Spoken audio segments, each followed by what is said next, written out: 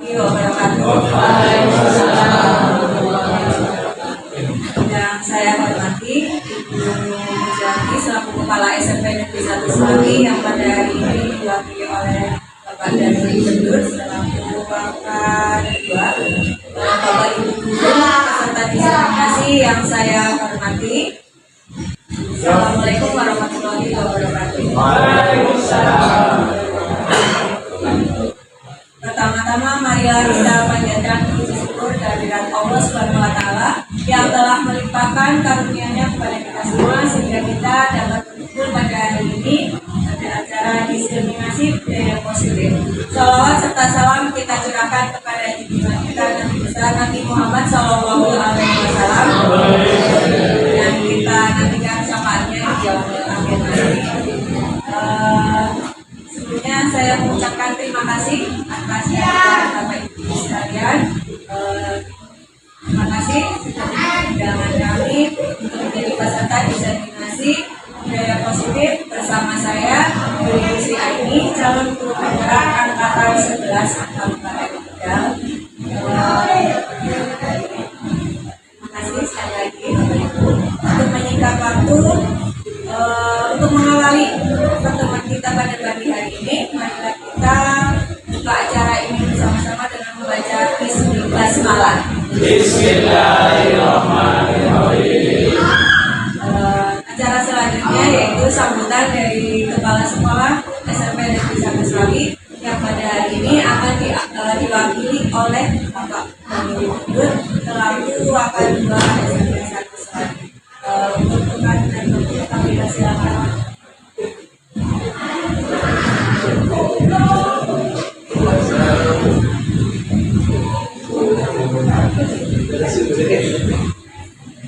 Assalamualaikum warahmatullahi wabarakatuh. Bismillahirrahmanirrahim. Wassalatu wassalamu ala rasulillah wa ala alihi washabihi wa la ilaha illa huwa.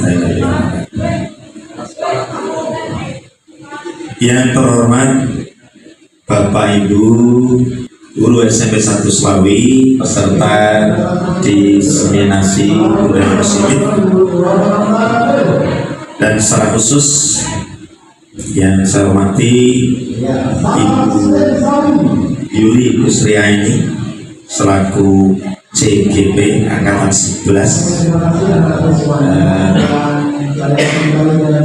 Kita awali dengan senantiasa bersyukur pada Allah Subhanahu wa taala karena hanya dengan ridho pertolongan Allah kita dapat melakukan berbagai aktivitas, termasuk pada hari ini dapat menghadiri undangan dari Bu Yuli terkait dengan sebuah kegiatan diseminasi budaya positif. Mudah-mudahan apa yang kita lakukan termasuk dalam amal sholihat yang dicatat Allah sebagai bekal kita kelak di hari perhitungan. Salawat salam terlimpahkan junjungan Muhammad Sallallahu Alaihi Wasallam, dan semoga kelak kita termasuk golongan yang pantas mendapat syafaatnya. Allahumma amin. Bapak Ibu yang saya hormati, budaya positif tentu menjadi sesuatu yang sangat luar biasa di komunitas manapun, karena dengan budaya positif yang menjadi ciri khas suatu komunitas atau lembaga, bahkan nanti lebih sempitkan lagi pada individu-individu yang berada dalam komunitas itu, maka nilai-nilai baik yang akan dicapai bersama tentu akan menjadi lebih mudah diraih. Untuk itu, dengan kesempatan yang diberikan oleh Bu Yuli ini, tentu keberuntungan untuk kita bersama, ya. Kita akan belajar lebih jauh tentang budaya positif. Mungkin kalau kita kilas balik ke belakang ada budaya-budaya positif yang diajarkan para budayawan, para ahli-ahli filsafat, para agamawan dan sebagainya, kita menjadi seperti sekarang ini. Misalnya kita ambil di dunia pendidikan, kita mengikuti apa yang diajarkan oleh Ki Hajar Dewantoro. Ya, masih hafal kan Bapak Ibu? Ing madya apa ing madya ing ngarsa sumtulodo ing madya mangun karsa tuturi handayani. Ing ngarsa di depan, kalau jadi pemimpin misalnya senantiasa memberi contoh teladan, dan itu susah Bapak Ibu. Menjadi teladan itu berarti dia harus melakukan lebih dulu sebelum orang-orang yang ingin kita ajak meneladani kita, meniru kita, mengikuti. Sing gampang itu jarmoni, ngajari orang lakoni, jadi begitu. Ya, emadyo mangun karso. Kalau kita berada di halayak, di tengah komunitas, ya, kita berkarya sesuai kemampuan yang kita miliki dengan maksimal. Ya, kalau kita berada di komunitas instansi sekolah, kita guru-guru mapel yang maksimal di bidangnya masing-masing. Dan tidak lupa, selain mengajarkan ilmu, kita mengajari karakter. Ya, jangan sampai kita mengajari ilmu yang kita kuasai tapi lupa mengajari karakter. Pandulit, karpet dewe, berapa apa sih penting udah pelajaran saya. Kita tidak hanya sekedar mengajar tapi mendidik, menanamkan karakter-karakter baik, dan itu tentu merupakan akar dari budaya positif. Yang terakhir, tuturi handayani.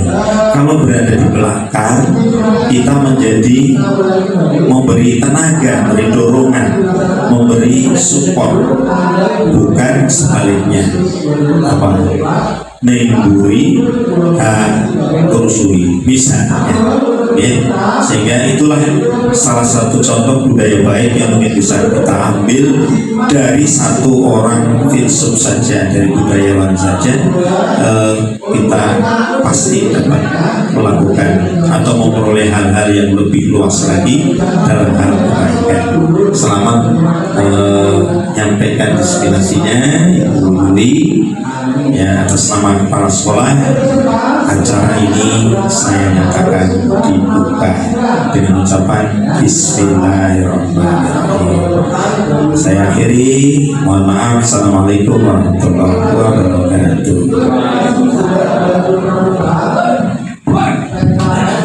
Terima kasih kepada Bapak dan Guru yang telah mewakili sambutan dari kepala sekolah. Selanjutnya yaitu materi diseminasi budaya yang positif. Untuk kegiatan ini merupakan salah satu tugas yang harus kami penuhi untuk dalam pendidikan guru penggerak. Jadi rangkaiannya sangat panjang. Kami melalui pendidikan ini 6 bulan dan ini baru bulan kedua. Jadi mohon doanya juga semoga diberikan kesehatan dan kelancaran. Terima kasih juga atas dukungannya sehingga kegiatan ini juga dapat berjalan. Semoga kegiatan ini dapat berjalan dengan lancar. Oke, sebelum masuk ke materi, kita nonton film dulu ya Bapak Ibu. Film tentang budaya positif.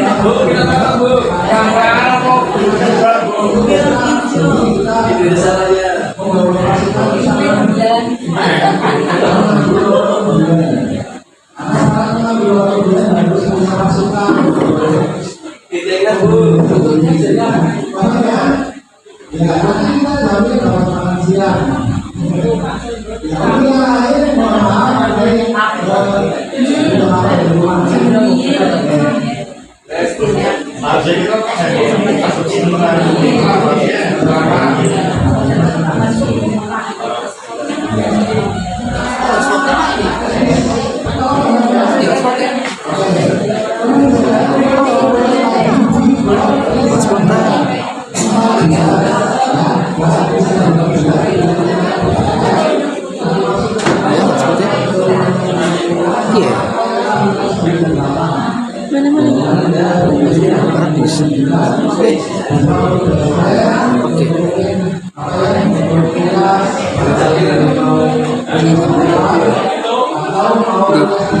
Oh, datanya mah. Udah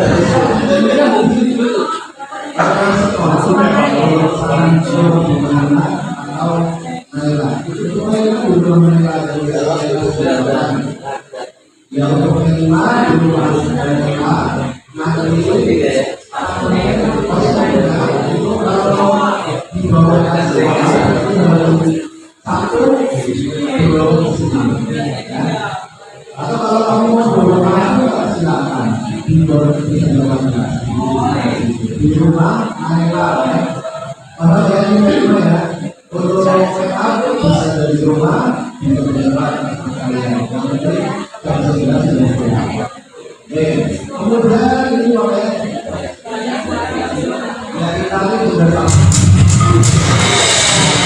Maaf Pak, saya terlambat. Dani, kamu tahu nggak sekarang ini jam berapa? Jam 1 siang Pak. Dan kamu tahu kan jam bapak itu mulainya jam berapa? Jam setengah 1 siang Pak. Kamu itu kan kelas siang ya? Kok masih bisa datangnya terlambat? Maaf Pak, sebenarnya saya. Udah, sebagai hukumannya ulurkan kedua tangan kamu. Ingat ya, yang lainnya jangan mencoba dari. Kalau kayak contoh, ada nih yang masih kerja lagi, masih tahu berarti.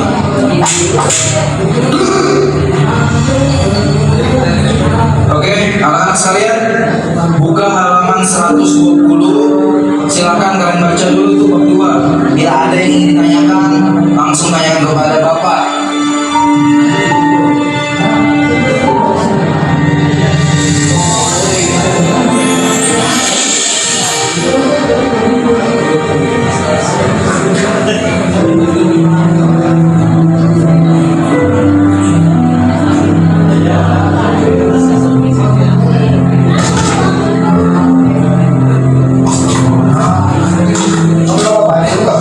Ya Pak, nggak apa-apa kok. Ini hati-hati ya, jangan nanti licin. Ya Pak, terima kasih. Soalnya saya udah terlambat.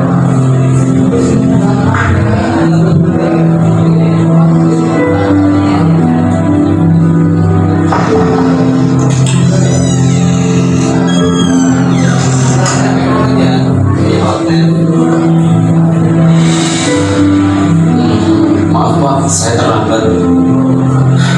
Dani lagi. Kenapa ya? Kamu ini kok gak bisa jadi anak disiplin seperti yang lainnya? Dani, teman-teman kamu nih yang lain bisa datang tepat waktu. Bahkan ya, setengah jam sebelum jam bapak mulai, mereka sudah datang.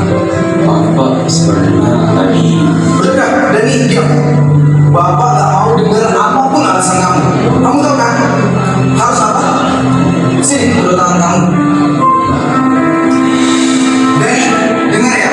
Kalau kamu masih aja datang lambat, Bapak gak akan segan-segan untuk selalu melakukan ini sama kamu setiap hari. Dan ini berlaku buat semuanya. Dengar ya.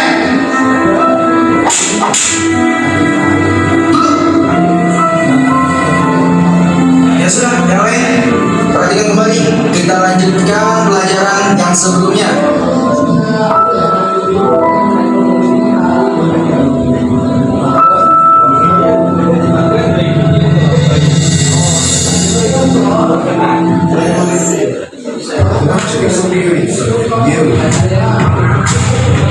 Discover the opportunities available to me. I want to thank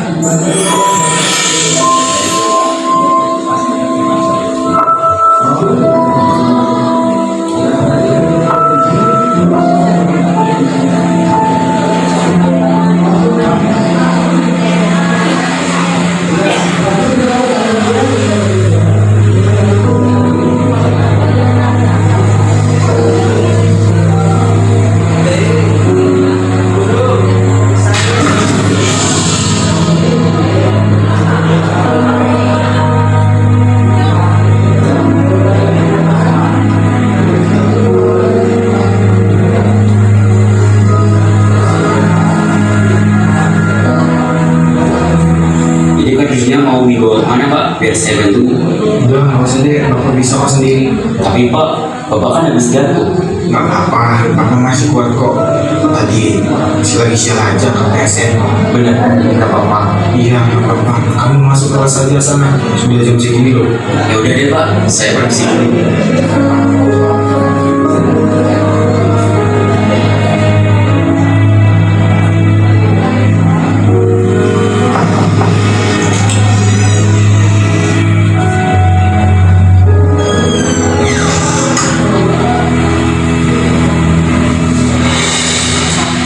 Maaf Pak, saya terlambat. Dani, kamu lagi. Kamu itu nggak kapok-kapok ya, Bapak kasih hukuman. Kamu itu kan masuk siang loh. Kok bisa sampai terlambat seperti ini loh? Maaf Pak, saya... Udah, capek Bapak Dani. Langsung aja, sini tangan kamu.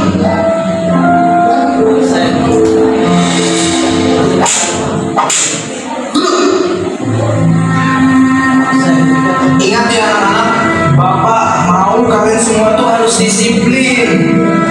Jangan mencolok Dani datang ke sekolah seenaknya aja, datang terlambat. Gimana mau sukses nantinya? Gak akan bisa sukses anak seperti itu ke depannya.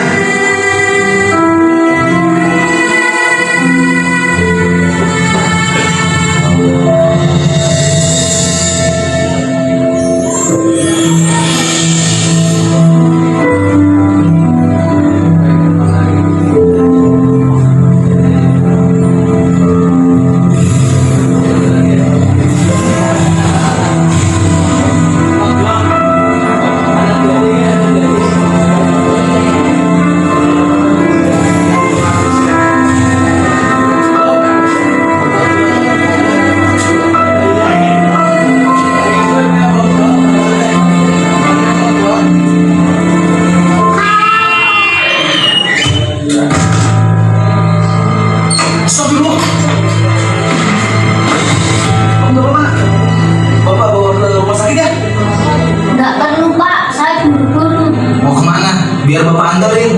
Mau pulang ke rumah Pak, sudah ditunggu kakak saya.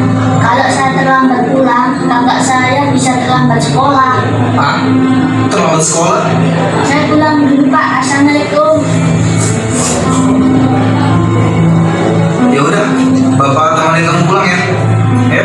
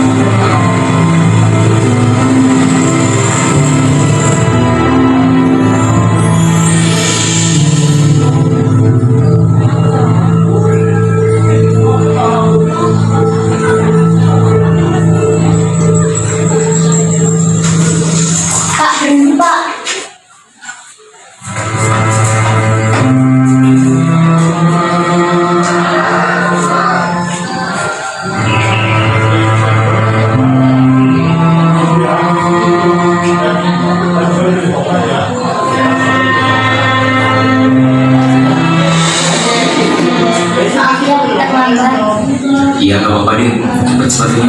Kakak udah terlambat.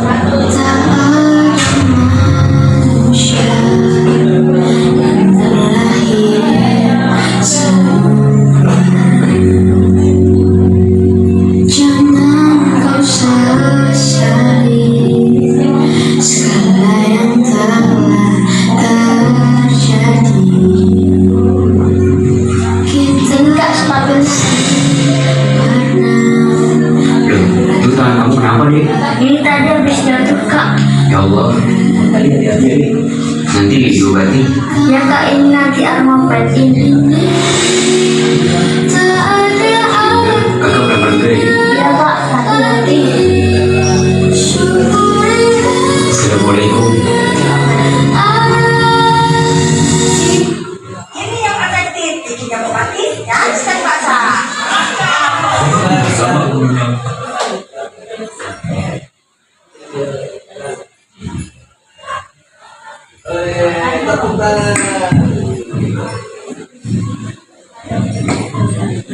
filmnya sudah selesai. Oke, ada yang terbawa emosi gitu sampai ikut sedih gitu. Itu contoh film untuk penerapan disiplin mungkin ya, mungkin dari sisi gurunya untuk menerapkan disiplin, tapi mungkin ya caranya mungkin kurang tepat. Kita masuk ke materi Bapak Ibu. Diseminasi budaya positif. Pembukaan dan perkenalan tapi sudah dibuka dan sudah kenalan juga ya. Kemudian lanjut ke materi untuk konsep kunci budaya positif. Jadi budaya positif itu dapat terwujud salah satunya ada beberapa materi di dalamnya. Konsep kunci budaya positif yang pertama yaitu perubahan paradigma, yang kedua disiplin positif, motivasi perilaku manusia, kebutuhan dasar manusia, posisi kontrol restitusi, keyakinan kelas, dan segitiga restitusi. Yang pertama kita ke pertanyaan pemantik dulu. Pertanyaan pemantik yang pertama, hukuman dapat mendisiplinkan anak. Menurut Bapak Ibu setuju kan? Setuju? Oke. Hukuman dapat mendisiplinkan anak. Dapat. Untuk perwakilan yang dapat.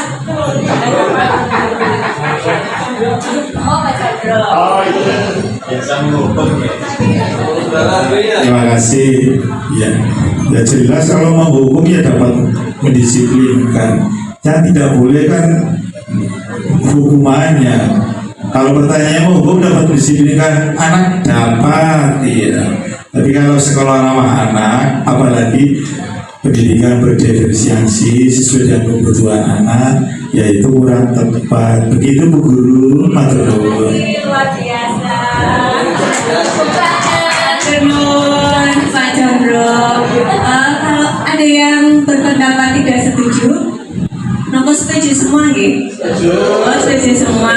Oke, berarti kita lanjut ke pertanyaan kedua, yaitu pemberian hukuman dengan hal yang positif seperti membaca atau membersihkan halaman sekolah dapat meningkatkan disiplin anak. Setuju nomor? Setuju. Oke. Nomor 3, memberi penghargaan dapat meningkatkan motivasi belajar anak. Setuju ya? Anak kalau diiming-iming hadiah atau pujian pasti senang ya? Belajarnya lebih semangat. Oke. Oh iya. Oke, budaya positif atau ekosistem positif.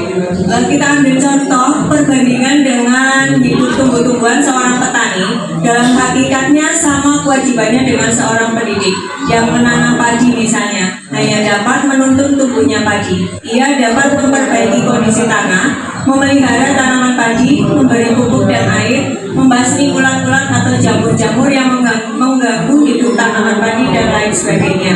Meskipun pertumbuhan tanaman pada padi dapat diperbaiki, tetapi ia tidak dapat mengganti kodrat adatnya padi. Menurut Ki Hajar Dewantoro, lampiran 1 dasar-dasar pendidikan keluarga tahun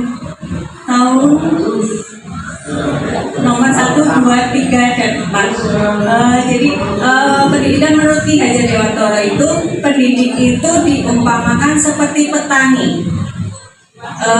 Kalau petani itu kan merawat tanaman, contohnya padi.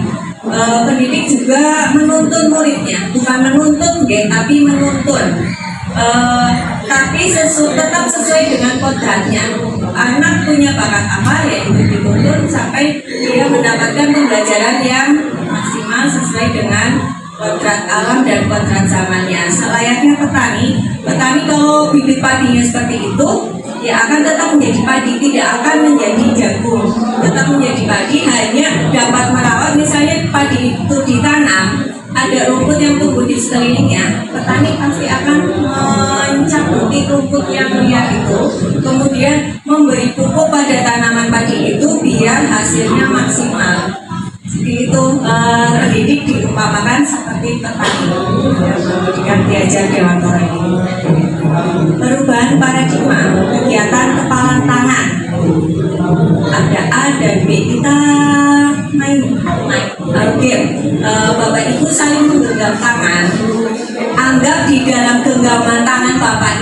Bapak Ibu itu ada sesuatu yang sangat berharga.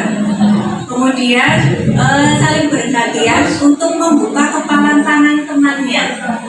Apakah temannya itu mau dengan sukarela membuka tangannya, atau mungkin bisa dicoba dengan membujuk atau menghardik atau memaksa.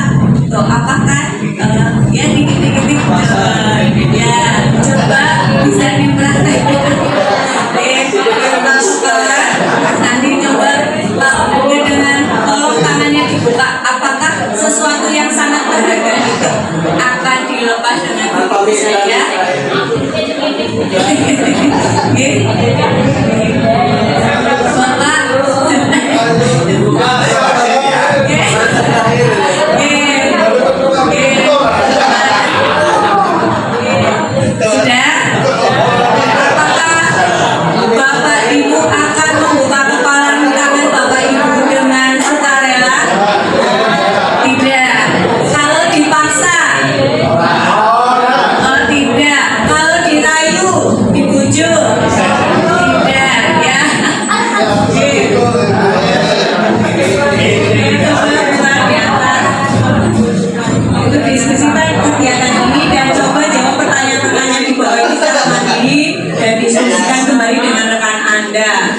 Kira-kira apakah Anda akan membuka kepala tangan Anda? Tidak ya. Kira-kira kalau dipaksa, digoda, kalau yang goda ini ya, teori perubahan paradigma itu mengubah teori kontrol atau teori pilihan. Ada beberapa. Yang pertama, ilusi guru. Ilusi guru mengontrol murid. Pada dasarnya kita tidak dapat memaksa murid untuk berbuat sesuatu yang kita inginkan. Ya, betul. Ya. Walaupun tampaknya guru sedang mengontrol murid, tapi sebetulnya mungkin murid seperti di bawah kontrol guru. Sebetulnya mungkin kan ada murid yang sebetulnya tidak mau, tapi ya karena posisi ini murid ya. Jadi teori kontrol menyatakan bahwa semua perilaku memiliki tujuan. Jadi misalnya anak melakukan ini, pasti dia ada tujuannya. Meskipun tidak semua yang mereka lakukan itu positif, ada yang positif dan ada yang negatif. Yang negatif itu pasti anak juga punya tujuan. Ilusi yang kedua yaitu ilusi bahwa semua penguatan positif efektif dan bermanfaat. Penguatan positif atau bujukan adalah bentuk-bentuk kontrol. Jadi kadang kan misalnya anak melakukan apa? Melakukan suatu tindakan, entah itu positif atau negatif. Kadang Bapak Ibu guru perlu mengeluarkan jurus mungkin ya. Kadang mungkin kalau dengan paksaan mungkin anak malah berontak. Jadi sesekali kita perlu membujuk, bujukannya ya mungkin yang tentu yang berkaitan dengan pembelajaran, bukan bujukan di luar pembelajaran Dalam jangka waktu tertentu, kemungkinan murid tersebut akan menyadarinya dan mencoba untuk menolak bujukan kita, atau bisa jadi murid tersebut menjadi tergantung pada pendapat sang ya. Kalau misalnya dia mau melakukan ini karena dibujuk, terus besoknya mau melakukan karena dibujuk lagi, itu kan pasti dalam jangka waktu tertentu karena bujukan itu belum tanya kesadarannya sendiri, masih karena bujukan. Ilusi berikutnya itu bahwa kritik akan membuat orang merasa bersalah, dapat menguatkan karakter. Jadi sesekali misalnya murid melakukan kesalahan, mungkin guru perlu memberikan kritik atau masukan, tentunya yang membangun masukannya itu akan menguatkan karakter si anak. Meskipun di awal mungkin anak merasa terpaksa, tertekan, tapi itu tetap perlu dilakukan untuk bukan menerapkan, tapi mendidik karakter anak.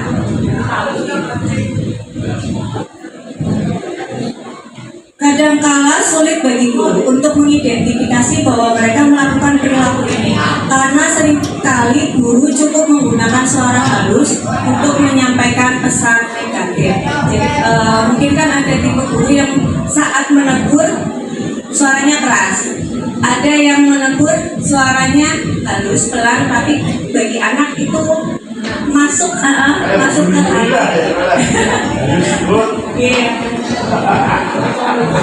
Ilusi bahwa orang dewasa memiliki hak untuk memaksa. Ya, kalau orang Jawa mungkin kan kalau yang lebih muda harus ngajeni yang lebih bukan tua tapi sepuh. Ya, sepuh.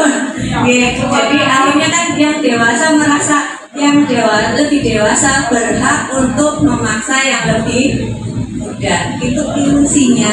Ya. Pada saat itu pula orang dewasa akan menyadari bahwa perilaku memaksa tidak akan efektif untuk jangka panjang. Memang sesekali anak bisa dipaksa, tapi lama-lama mungkin anak akan merasa ya terbelenggu mungkin ya Pak. Misalnya disuruh apa ya Pak, mungkin di situ kebersihan deh. Kalau anak memang sudah punya kesadaran tanpa disuruh kan anak akan misalnya ada sampah dibuang ke tempat sampah. Tapi kalau misalnya dari rumahnya sudah tidak diajarkan kesadaran untuk menjaga kebersihan, mungkin kan di sini juga harus Mas tolong sampahnya dibuang. Besoknya lagi Mas tolong sampahnya dibuang.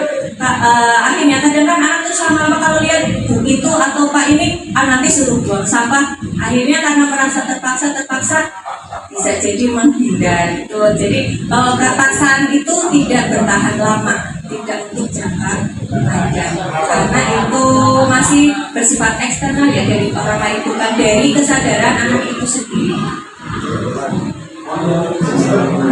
Perubahan paradigma teori kontrol atau teori pilihan menurut Stephen Covey, bila kita ingin membuat kemajuan perlahan sedikit-sedikit, ubahlah sikap atau perilaku Anda.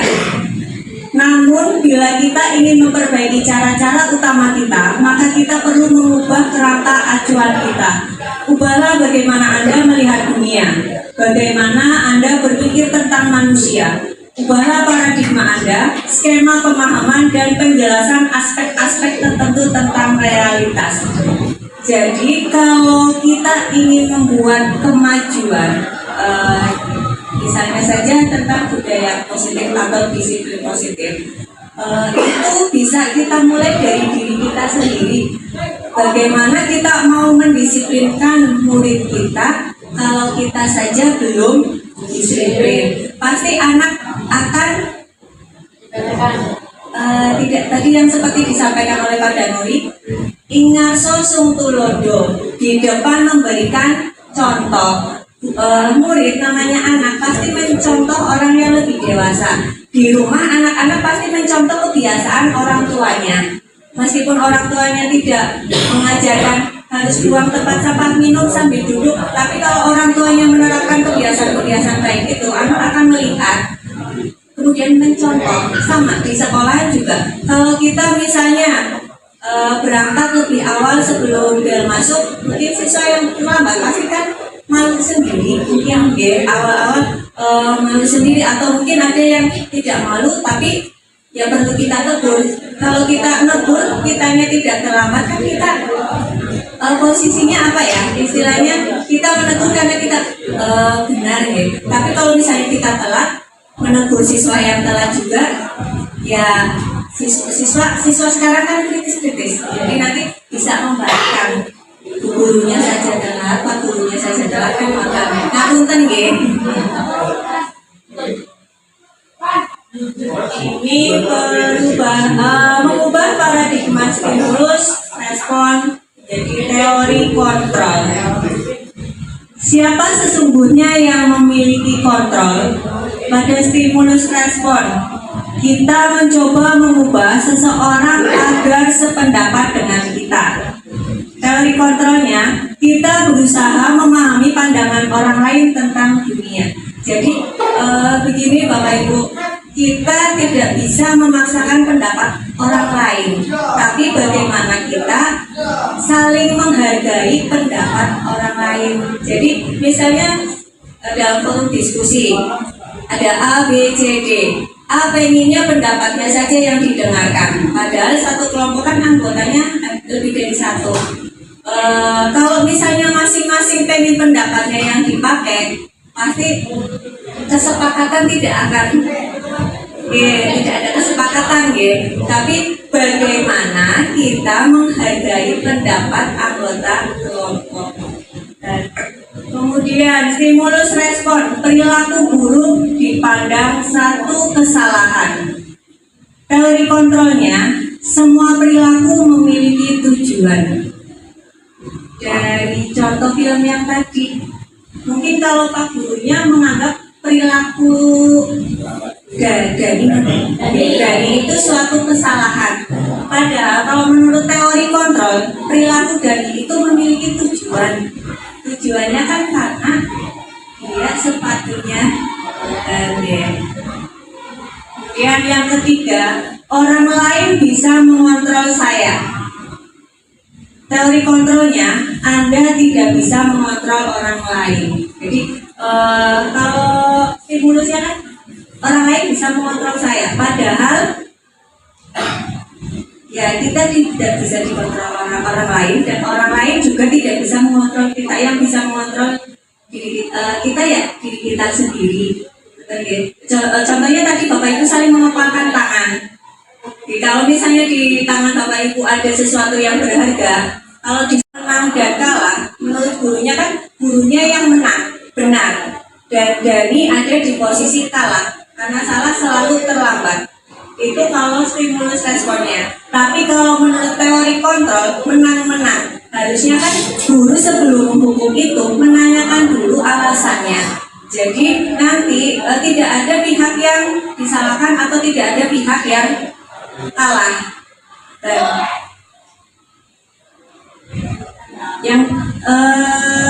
Yang kedua, poin yang kedua, disiplin positif. Disiplin positif dan nilai-nilai kebajikan universal. Konsep disiplin positif merupakan unsur utama dalam terwujudnya budaya positif yang kita cita-citakan di sekolah. Jadi untuk mewujudkan budaya positif perlu menerapkan disiplin positif terlebih dahulu. Kalau kita lingkungan sekolah sudah menerapkan disiplin positif, maka budaya positif juga akan terwujud. Apakah makna disiplin? Disiplin berasal dari bahasa Latin disiplina yang artinya belajar. Namun dalam budaya kita, makna kata disiplin telah berubah menjadi sesuatu yang dilakukan seseorang pada orang lain untuk mendapatkan kepatuhan. Kecenderungan umum adalah menghubungkan kata disiplin dengan ketidaknyamanan, bukan dengan yang kita hargai atau pencapaian suatu tujuan mulia. Jadi kalau dengan kata disiplin, kadang kan anak merasa itu ya, kalau disiplin berarti ada hukuman. Kalau melanggar disiplin pasti dihukum. Jadi ada rasa ketidaknyamanan, bukan rasa nyaman, bukan sesuatu yang menyenangkan. Karena kadang anak tidak mau terikat dengan peraturan.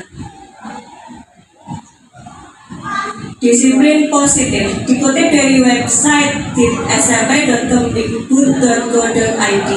Disiplin positif merupakan suatu pendekatan untuk menerapkan disiplin dari dalam diri anak tanpa adanya hukuman atau hadiah. Dengan adanya cara ini, maka pendekatan yang dilakukan tanpa menggunakan kekerasan, sehingga fokusnya pada memotivasi, refleksi terhadap kesalahan yang dilakukan, menghargai dan membangun logika yang bersifat panjang. Jadi menurut di SMP Kemdikbud, disiplin itu pendekatan, cara untuk menerapkan disiplin pada anak tanpa adanya hukuman dan hadiah. Jadi bagaimana caranya agar anak mematuhi semua peraturan sekolah tapi tanpa adanya hukuman maupun hadiah.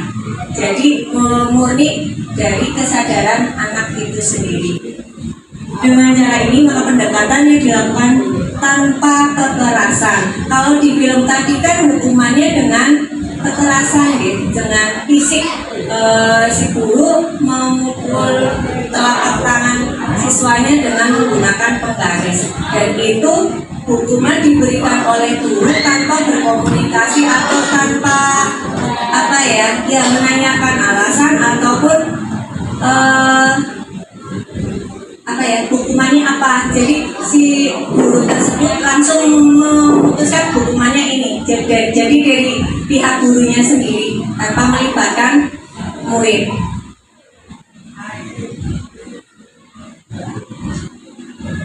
Nilai-nilai kebajikan adalah sifat-sifat positif manusia yang merupakan tujuan mulia yang ingin dicapai oleh setiap individu. Jadi masing-masing individu pasti memiliki nilai-nilai kebajikan yang ada dalam dirinya. Setiap perbuatan setiap kegiatan memiliki suatu tujuan, dan selanjutnya nilai-nilai kebajikan yang diyakini seseorang, maka motivasi intrinsiknya akan terbangun sehingga menggerakkan motivasi dari dalam untuk dapat mencapai tujuan mulia yang diinginkan. Jadi dari nilai-nilai kebajikan yang dimiliki oleh setiap individu itu bisa memunculkan motivasi intrinsik, motivasi dalam dirinya sendiri.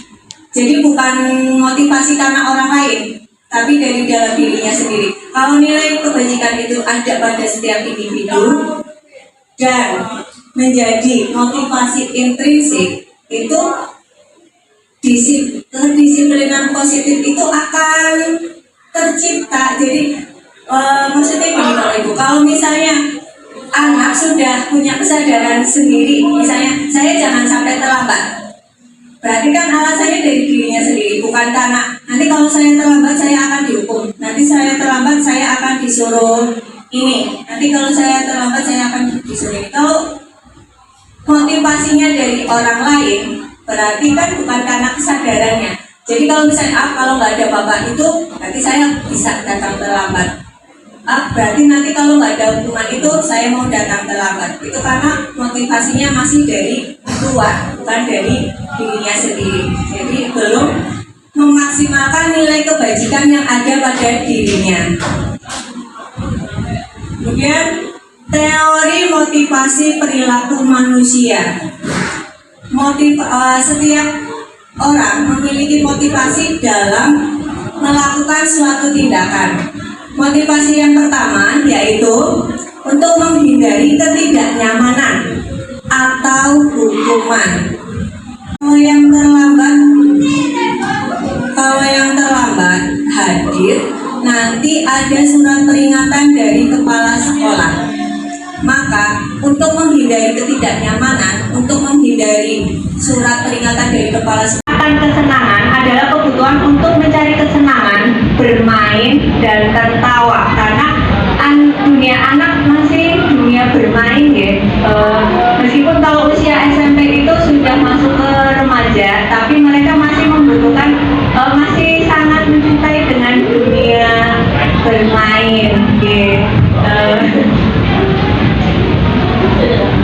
Yang kelima yaitu kebutuhan akan penguasaan. Kebutuhan ini berhubungan dengan kekuatan untuk mencapai sesuatu, menjadi kompeten, terampil, diakui atas prestasinya. Dan anak-anak yang memiliki kebutuhan dasar akan pasti punya gaya belajar sendiri-sendiri. Ada yang misalnya harus itu yang mungkin misalnya ya ada yang kelas 9 seperti itu, mungkin pelajaran apa saja kok terlihatnya di lapangan main bola, terus pelajaran olahraga kok malah hilang gitu. Jadi bagaimana caranya Bapak Ibu guru itu punya jurus itu dalam menangani anak tersebut.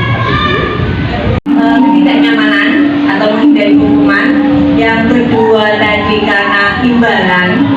Yang ketiga karena ingin menjadi siapa yang mereka inginkan. Jadi yang dan konsekuensinya.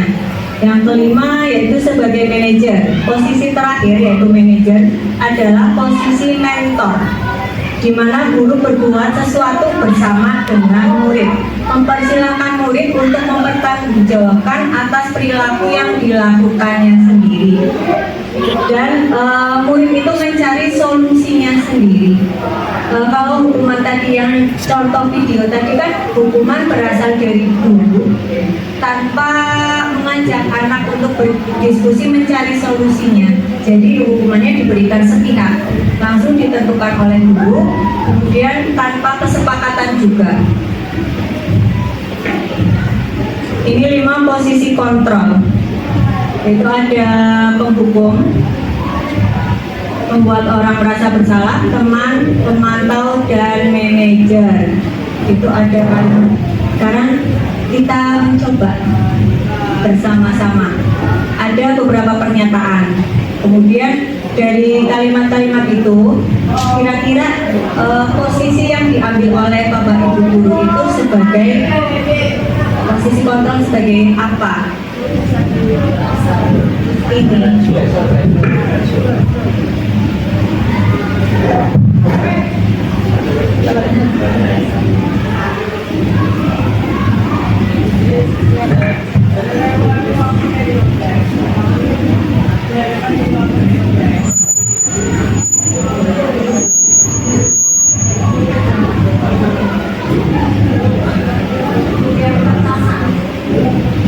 Saya kecewa sekali dengan kamu.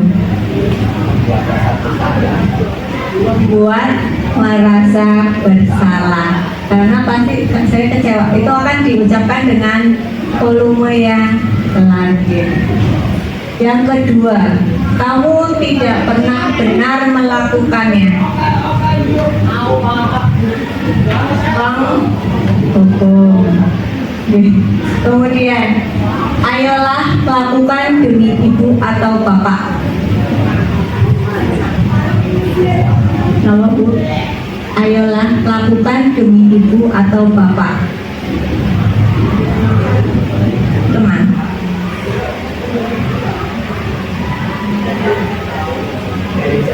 Manajer. Ayolah lakukan demi ibu atau bapak. Itu sebagai teman. Teman bisa membuat merasa bersalah, bisa lakukan gimana?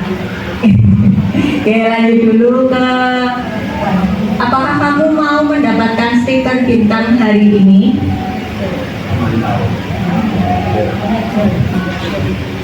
Manajer, pemantau, ada yang manajer, ada yang pemantau. Bagaimana kamu bisa menyelesaikan masalah ini? Itu manajer. Kamu selalu yang paling terakhir. Membuat merasa bersalah. Ini sebelumnya ini ada contoh kalimat-kalimatnya ada. Kalau penghukum itu biasanya menghadik emosi gitu, sambil marah-marah. Biasanya guru akan berkata, kalau kamu tidak melakukannya, awas ya. Jadi agak mengancam. Kalau pembuat merasa bersalah, kamu seharusnya tahu ibu sudah lelah mengajar kamu. Itu contoh, salah satu contohnya. Kemudian kalau sebagai teman, ayolah lakukan demi ibu. Ya.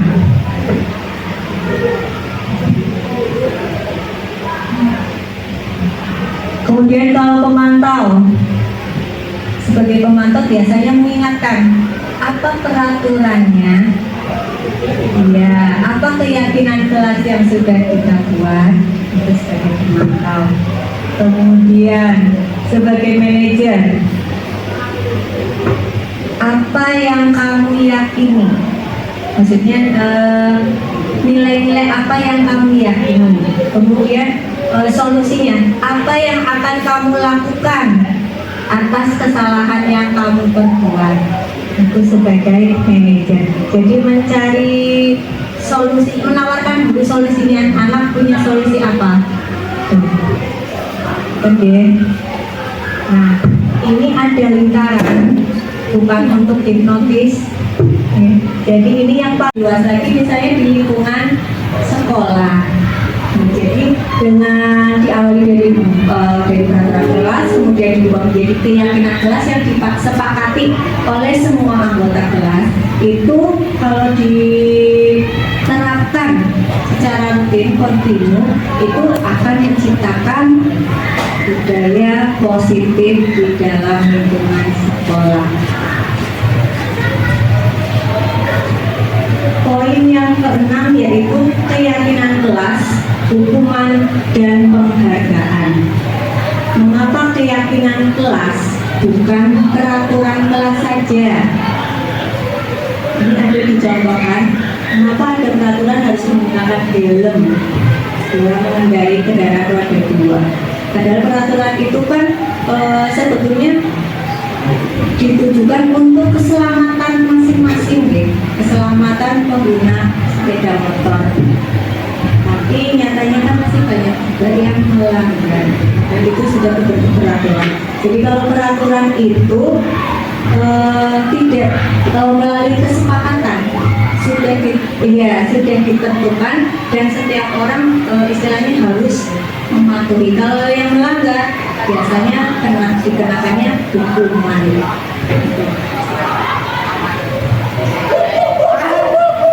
Ini contoh keyakinan kelas. Kira-kira yang merupakan kesepakatan kelas yang mana nih? Bapak Ibu.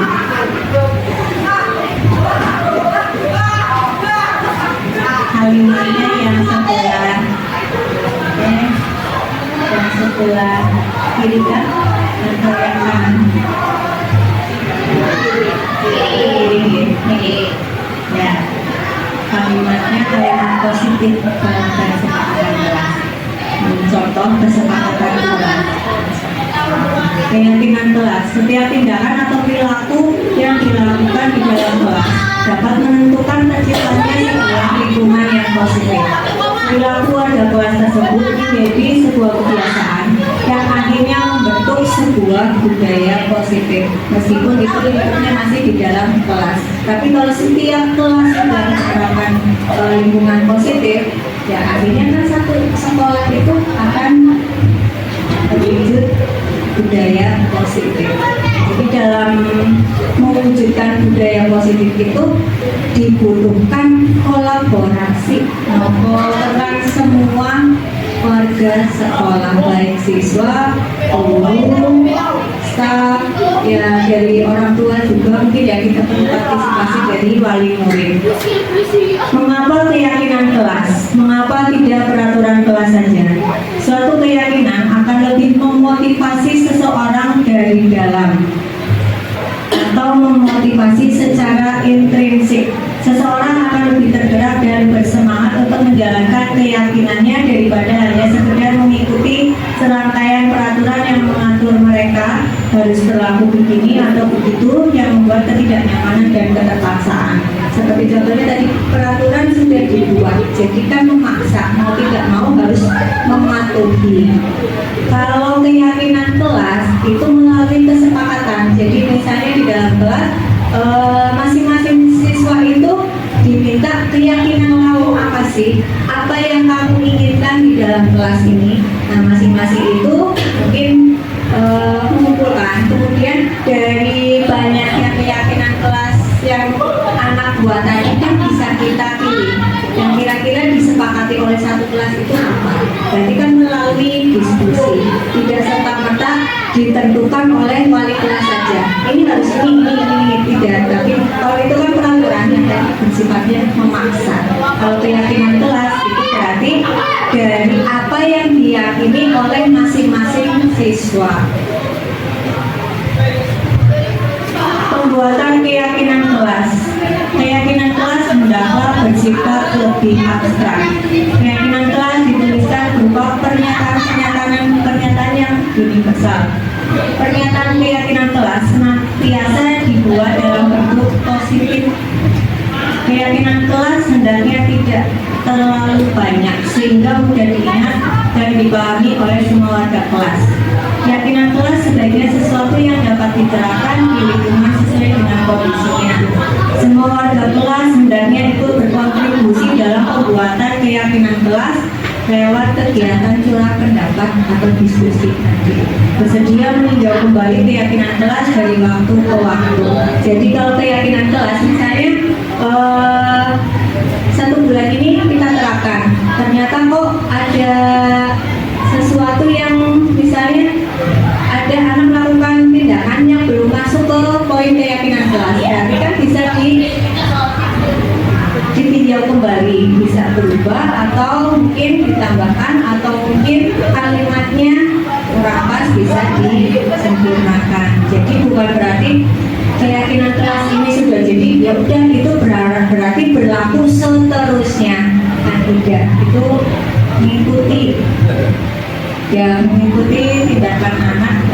Jadi diadakan refleksi evaluasi mungkin ya, evaluasi agar berikutnya atau kedepannya lebih baik lagi. Perbedaan hukuman, konsekuensi dan restitusi. Jadi antara ketiga itu berbeda.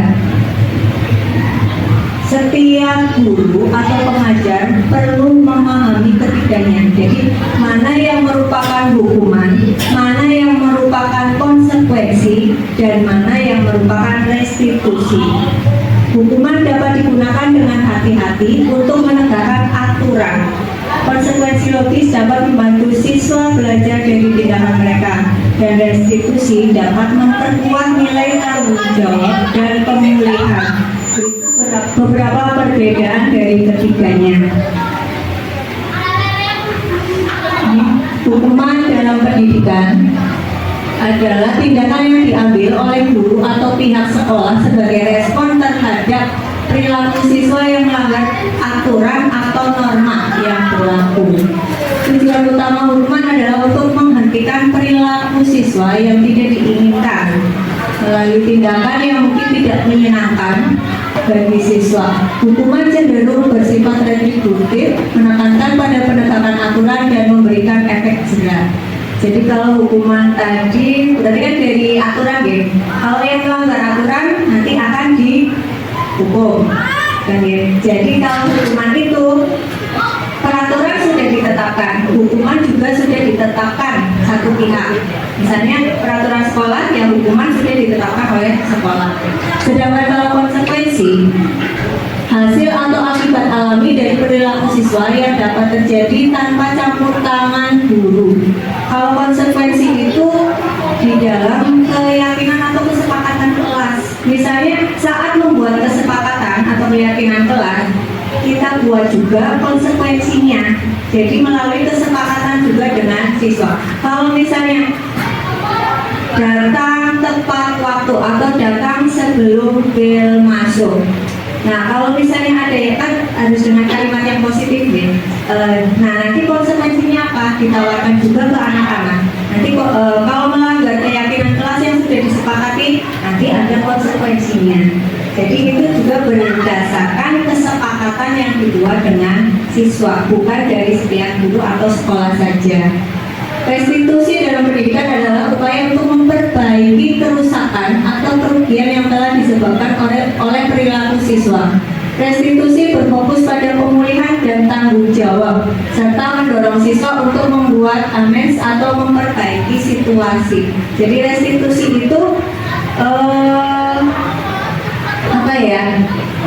Gini misalnya ada anak melakukan kasus atau tindakan yang tidak sesuai, itu anak dipanggil terlebih dahulu. Kemudian anak itu ditawarkan apa yang akan kamu lakukan atas tindakan yang kamu perbuat. Jadi anak itu mencari solusi sendiri, tapi untuk memperbaiki kesalahannya. Jadi bukan ditentukan oleh guru, bukan merupakan konsekuensi juga, tapi dari anak misalnya ada anak menumpang buku temannya, dipanggil gurunya, ditanyakan ke anaknya dulu, kamu sudah merusak buku temanmu, apa yang akan kamu lakukan? Misalnya anak inisiatif, saya akan membersihkan mejanya Bu, saya akan mengeringkan mejanya, kemudian saya akan menggantikan buku teman saya yang basah. Itu termasuk restitusi. Nih, yang pertama, mencatat 100 kali di dalam buku kalimat. Saya tidak akan terlambat lagi karena anak itu terlambat ke sekolah. Menurut Bapak Ibu, itu hukuman atau konsekuensi? Hukuman. Oke. Nanti kita lihat sama-sama jawabannya. Hukuman gini. Yang kedua, lari mengelilingi lapangan. Lari mengelilingi lapangan basket 2 kali karena terlambat hadir di sekolah. Hukuman. Yang ketiga, murid diminta untuk push up 15 kali karena tidak menggunakan masker ke sekolah. Hukuman 3. Hukuman.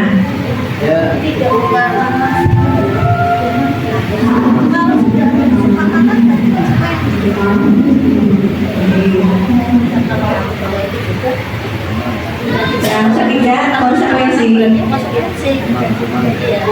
Hukuman. 1 hukuman, 2 hukuman, 3 hukuman. Yang keempat, menggantikan kertas tugas teman yang telah dicoret-coret. Konsekuensi. Membersihkan tumpahan air di meja tulis karena tersenggol pada saat belajar. Konsekuensi. Murid disuruh untuk tidak mengenakan sepatu seharian di sekolah.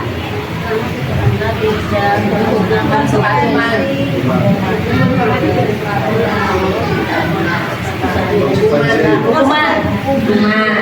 Lari mengelilingi lapangan basket 2 kali karena terlambat 10 menit untuk pelajaran kejiwaan. Hukuman.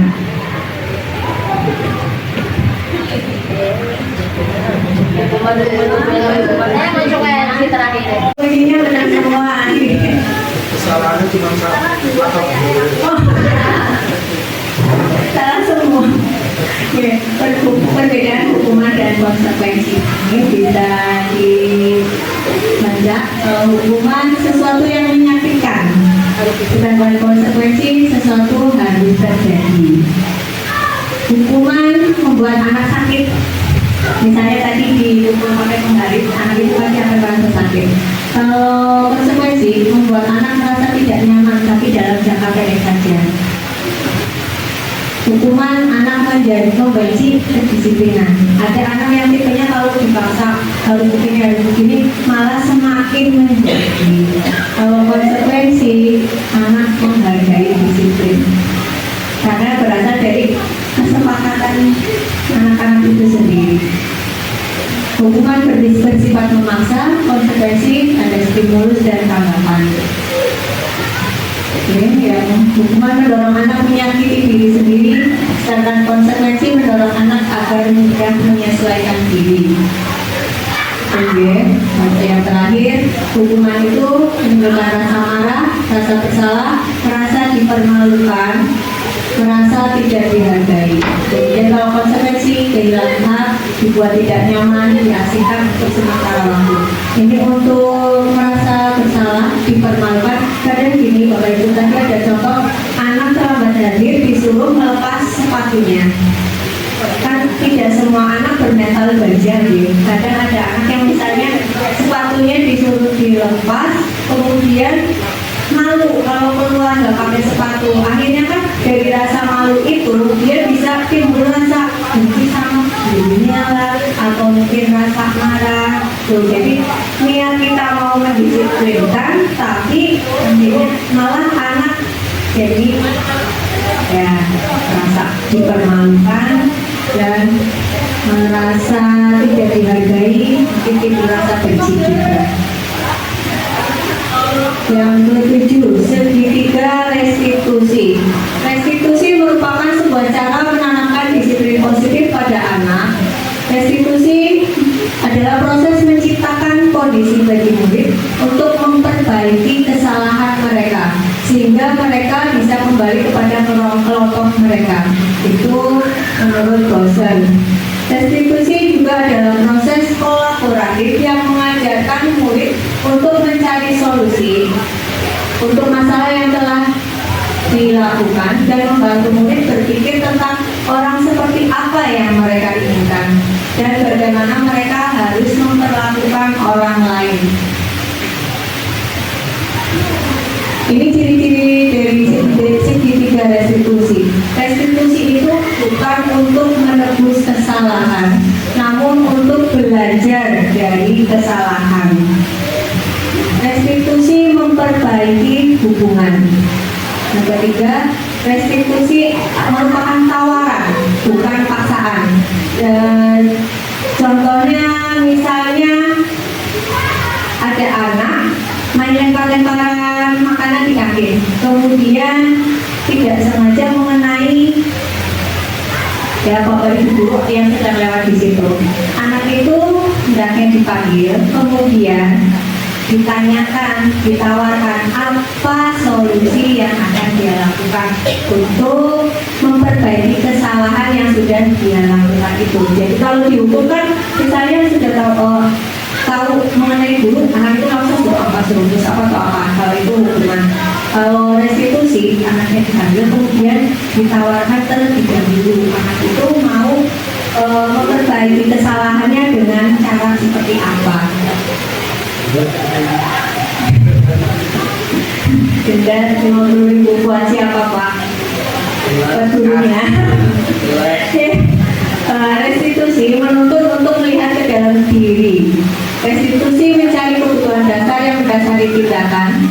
Restitusi diri adalah cara yang paling baik. Restitusi itu menguatkan. Kemudian restitusi fokus pada karakter, bukan tindakan.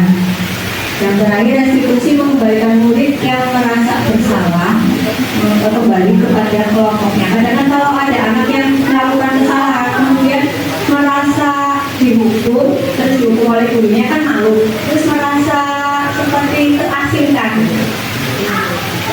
Ya. Kalau restitusi itu mengembalikan anak yang merasa bersalah itu kembali ke kelompoknya.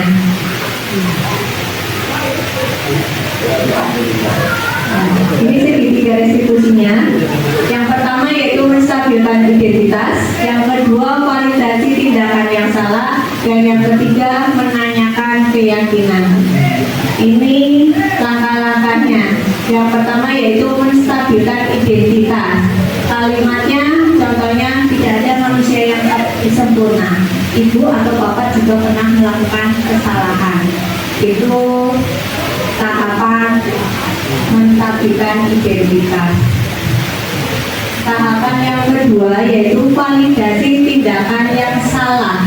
Pada hal ini guru harus memahami dan menemukan kebutuhan dasar siswa. Contoh kalimatnya, kamu bisa melakukan lebih buruk dari ini, atau kamu pasti punya alasan mengapa kamu melakukan tindakan ini. Itu tahapan yang kedua. Tahapan yang ketiga, menanyakan keyakinan. Contoh kalimatnya, apa yang kita percaya sebagai keyakinan kelas atau keyakinan dalam keluarga misalnya. Apa nilai-nilai umum yang telah kita sepakati?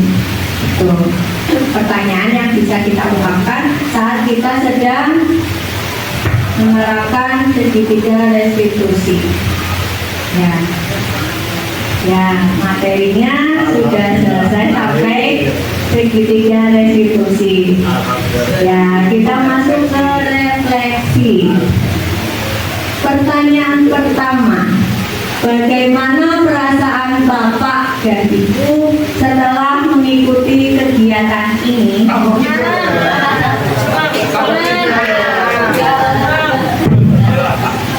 Terima kasih. Assalamualaikum warahmatullahi wabarakatuh. Biar ya, pilih yang saya hormati dan Bapak Ibu guru juga yang saya hormati. Baik, saya ini akan menjawab bagaimanakah perasaan Bapak Ibu setelah mengikuti kegiatan ini. perasaan saya, ya, yang pertama satu menambah wawasan pengetahuan tentang materi khususnya apa tadi itu? Iya, disiplin positif. Jadi tentunya kita sebagai bapak ibu dalam kajian nanti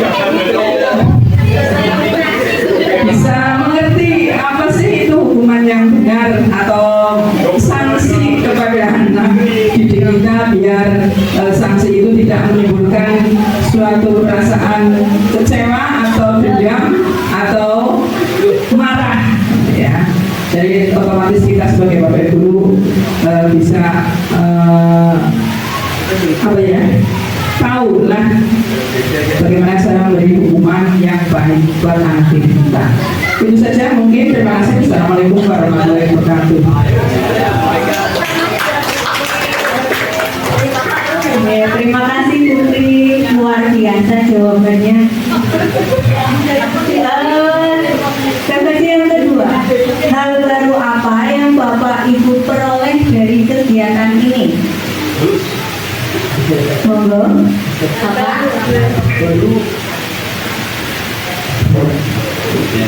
Terima kasih dari kegiatan hari ini saya mendapatkan hal baru, yaitu ternyata hukuman walaupun kita berniat mendidik anak, kalau melihat dari materi tadi itu dampaknya malah lebih banyak ke negatifnya, ya. Kemudian sebaiknya yang kita lakukan ketika melakukan sesuatu yang mungkin kita anggap salah, kita melaksanakan segitiga restitusi, mulai dari apa tadi lupa, tabihan, kemudian yang kedua validasi, dan yang terakhir adalah ya itu tadi. Jadi apa namanya, kita perlu mengimplementasikan lah tiga validasi segitiga restitusi tadi untuk anak-anak kita, sehingga yang kita untuk mendidik anak itu bisa tercapai. Itu saja, terima kasih. Assalamualaikum warahmatullahi wabarakatuh. Terima kasih, jawabannya luar biasa juga dari Bapak Ibu. Tepuk tangannya mana Bapak Ibu? Yang ketiga, manfaat apa yang Bapak Ibu rasakan setelah mengikuti kegiatan ini? Monggo, pendidikan. Terima kasih. Manfaat yang saya rasakan setelah mengikuti kegiatan ini adalah yang pertama, untuk diri saya pribadi agar menjadi guru yang lebih bijaksana lagi terhadap siswa, guru yang mau mengerti situasi siswa, bahwa menjadi seorang guru itu tidak harus menerapkan keinginan guru tersebut, tetapi kita harus cari tahu mengapa siswa seperti ini.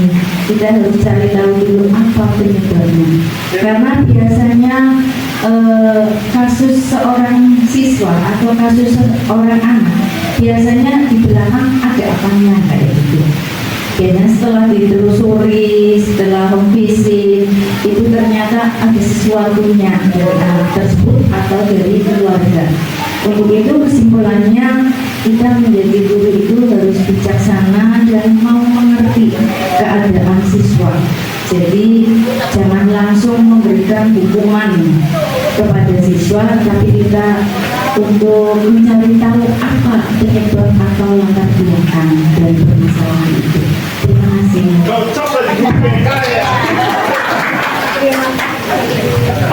Terima kasih, jawabannya luar biasa.